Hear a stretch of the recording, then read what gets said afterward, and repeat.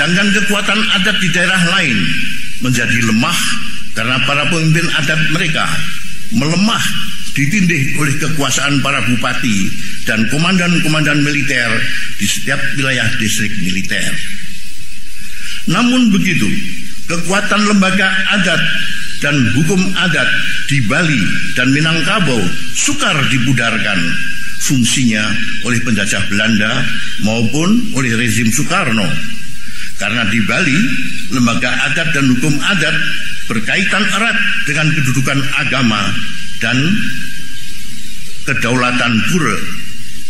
Sedangkan yang di Minangkabau berkaitan erat dengan kitab Allah dan syariah.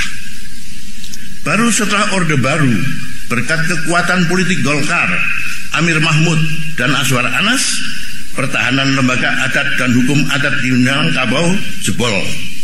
11 nagari dijadikan 2.300 desa. Maka hanya di Bali hukum adat itu bisa bertahan sampai saat ini. Dewasa ini, akibat yang segera terlihat sebagai akibat dari lunturnya kekuatan hukum adat dan lembaga adat adalah mencairnya kohesi bangsa di daerah-daerah.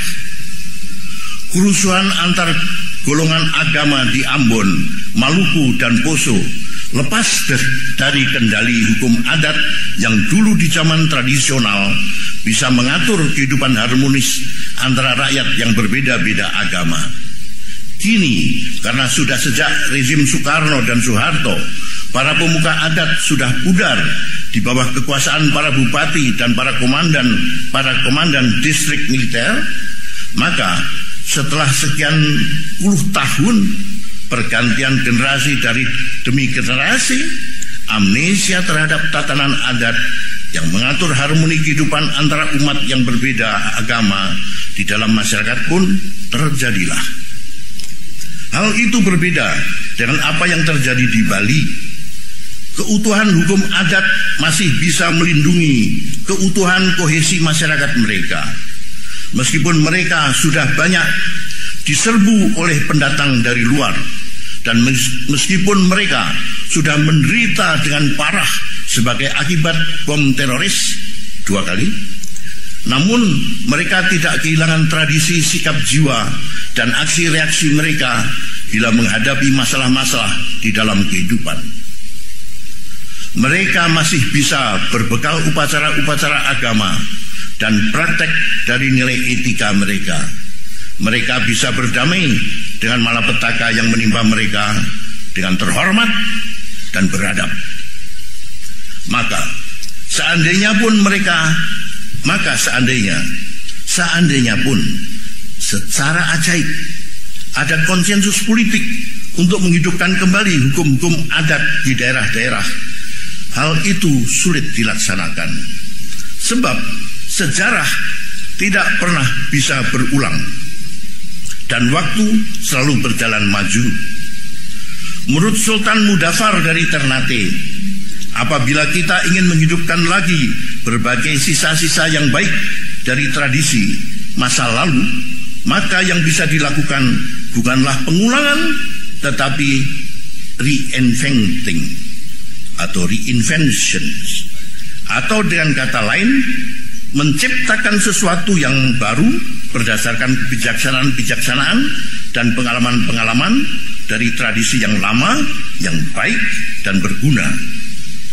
Pada hakikatnya itulah penyegaran budaya yang kreatif.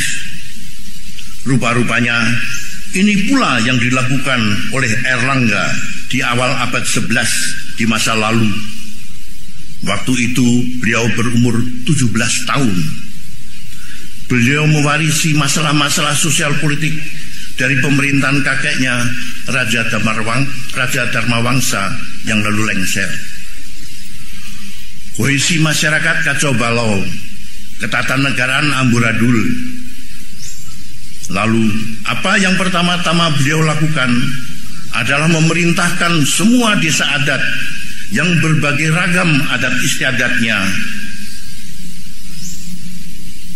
satu sama lain Ya tentu saja berbeda, karena desa nelayan tak mungkin sama adatnya dengan desa pertanian, dan tidak sama pula dengan desa undagi atau kemasan, dan begitu seterusnya.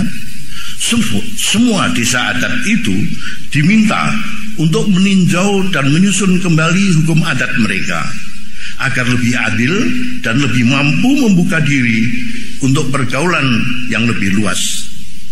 Sesudah itu, beliau perintahkan agar hukum adat itu punya pengawal, ialah Dewan Penjaga Adat yang berjumlah 40 orang untuk setiap desa adat.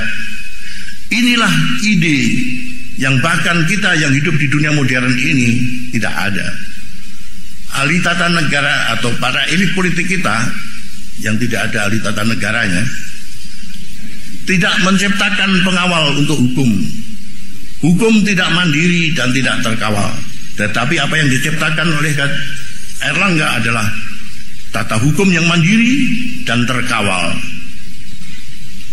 Sesudah itu, beliau juga menyusun hukum kerajaan untuk mempersatukan semua kepentingan dalam masyarakat yang unsurnya berbeda-beda itu, bukan untuk menyeragamkan, tetapi untuk menciptakan harmoni dari kepentingan-kepentingan yang dibiarkan untuk tetap berbeda-beda.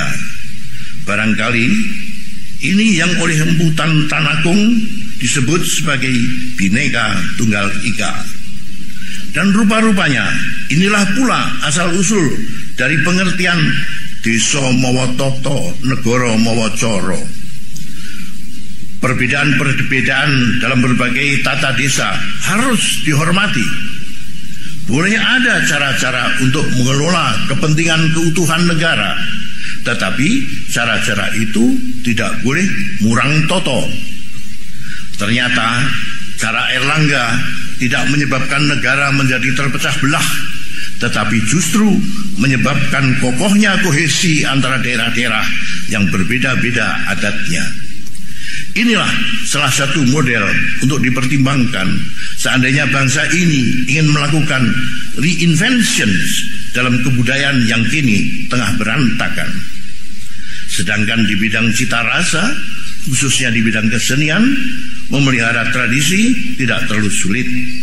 Cukup dengan melakukan konservasi dan sikap peduli dari orang-orang kreatif di bidang cita rasa agar mereka tahu terima kasih kepada tradisi yang telah mengembangkan cita rasa bangsa sampai ke taraf yang sekarang, dan tidak bersikap konsumtif kepada pengaruh cita rasa dari masyarakat adik kuasa di luar negeri.